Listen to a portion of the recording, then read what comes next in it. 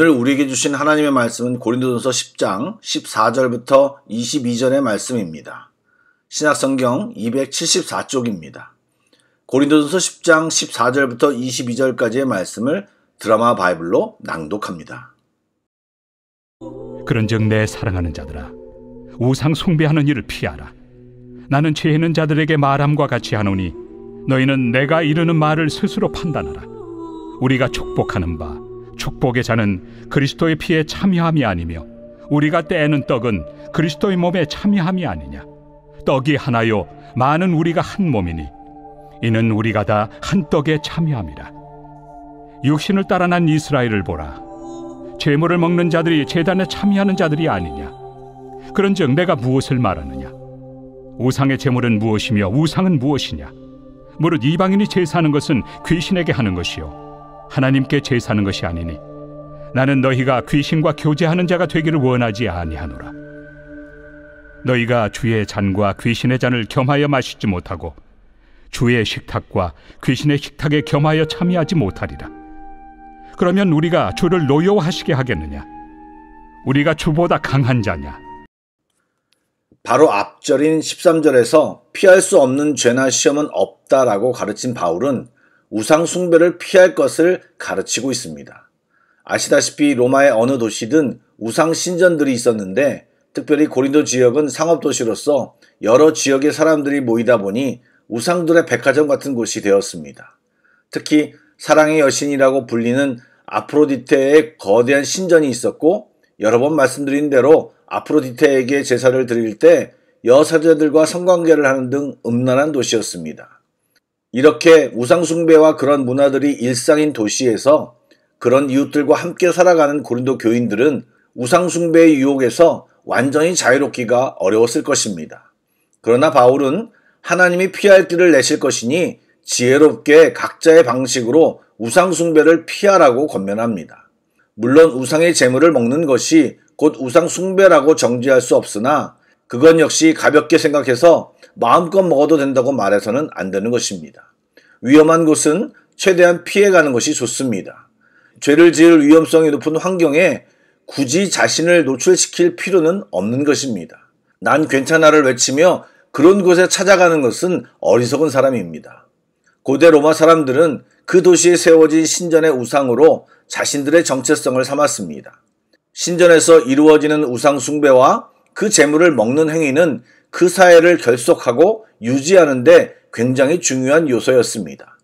반면에 그리스도인들은 성찬의 떡과 잔을 먹음으로써 그리스도의 몸에 참여하고 한 몸과 한 공동체가 된다고 바울은 설명합니다. 또한 유대인들도 성전의 제물을 먹음으로써 제단에 참여한다고 말합니다. 여러분, 우리는 성찬을 나누며 한 가족됨을 인식하는 것입니다. 실제 가족도 밥상 공동체인 것처럼 예배 후의 식사도 그냥 점심때가 되어서 먹는 것이 아니라 사실 한 식구라는 의미가 굉장히 녹아 있습니다. 식사의 질이 좋고 나쁘고를 떠나서 굉장히 의미 있는 주일 의식인 것입니다. 되도록 참여하시고 교제 나누시고 함께하기를 권면드립니다. 이처럼 신앙과 음식이 무관하지 않습니다. 물론 우상 제물은 그저 고기일 뿐이지만 그것을 먹는 것이 신앙의 정체성을 흔드는 요소가 될 가능성은 충분히 있습니다. 단순히 고기를 조금 먹는다고 예수님을 부인하게 되기까지 하겠는가 싶겠지만 신앙인이라면 비록 작은 영향력이라 하더라도 악한 것은 피해야 합니다. 모양이라도 버려야 하는 것입니다. 19절부터 20절까지의 말씀을 보면 바울의 주장을 더 잘 이해할 수 있습니다. 바울은 우상의 제물을 먹는 것은 결국 귀신과 교제하는 행위가 된다고 지적합니다. 그래서 우상 제물을 먹으면서 성찬에도 참여하는 것은 주님의 잔과 귀신의 잔, 주님의 식탁과 귀신의 식탁에 참여하는 행위가 될 수 있음을 말합니다. 우상 제물을 먹는다고 어떤 영적 문제가 일어나는 것은 분명히 아닙니다. 그러나 아무런 영향이 없다고 말하며 그것 먹기를 탐닉하고 더 좋아하고 그렇다면 문제가 생기는 것입니다.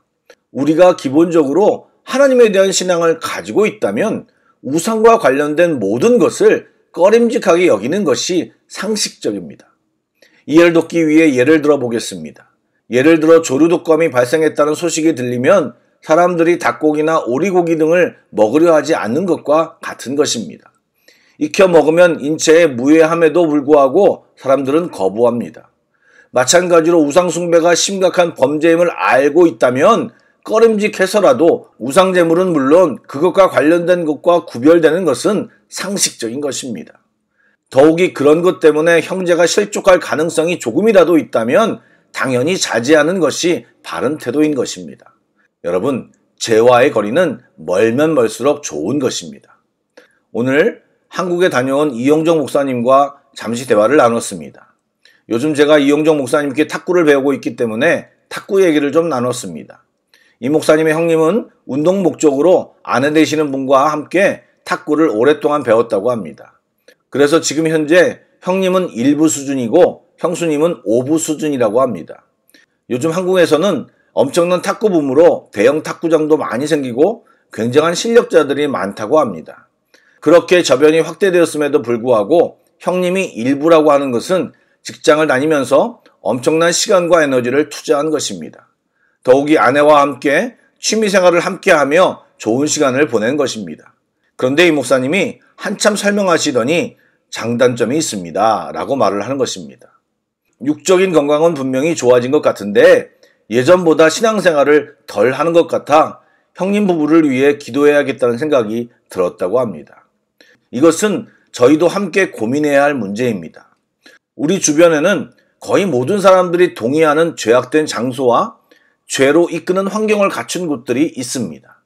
그런 환경을 다니며 나는 유혹을 이길 수 있어 라고 자만하는 것은 어리석은 태도입니다. 생각보다 우리는 강하지 않고 사소한 것 때문에 우리의 거룩한 삶이 무너지고 세상의 영향력에 노출되어 있다는 것을 우리는 인정하며 살아야 합니다. 아울러 누가 봐도 건전하고 괜찮은 모임이라도 신앙생활을 방해하는 것이 될 수 있음도 인식해야 합니다. 돈도 마찬가지입니다. 현 시대에서 강력한 우상은 돈이라고 할 수 있습니다. 아무리 하나님을 전능하신 하나님이라고 외치고 찬양해도 우리 중에 대부분은 돈의 위력에 추풍낙엽으로 넘어지고 그 우상에 엎드리곤 합니다. 과거 없는 돈을 쪼개어 다른 사람들을 도와주고 성경금도 보내고 하시던 분들이 어느 순간 돈 때문에 교회에 나오지 못하고 돈으로 즐기느라 신앙생활을 얼마나 소홀히 하시는 분들이 점점 많아짐을 우리는 발견합니다. 예전에는 우상이라고 하는 것을 확연하게 구분할 수 있었는데 요즘은 생각보다 구분하기가 어렵습니다. 그래서 우리는 깨어 있어야 합니다.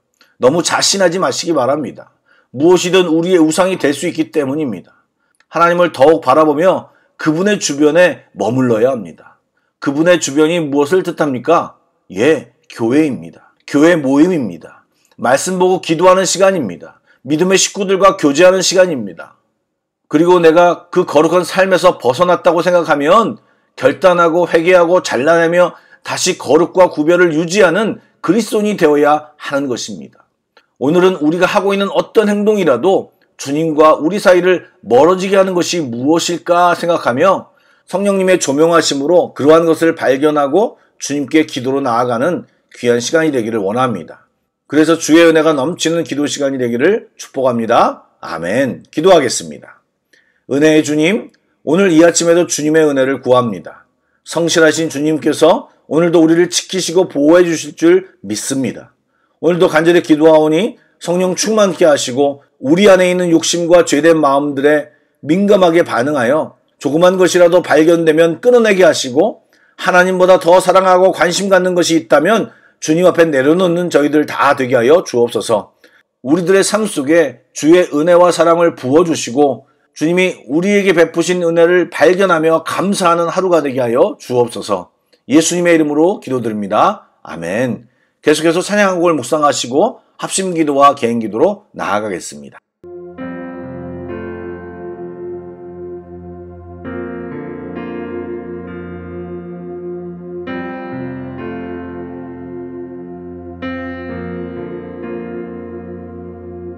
너희를 향한 나의 생각을 내가 아나니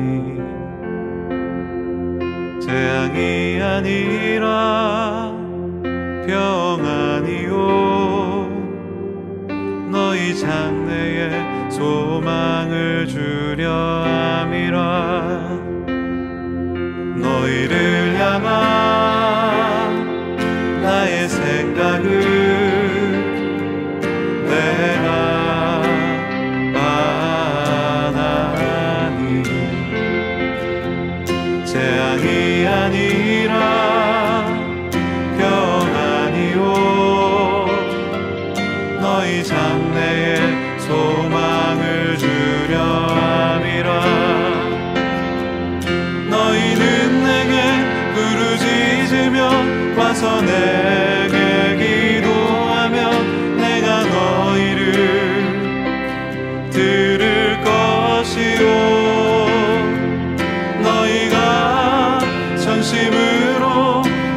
찾고 찾으면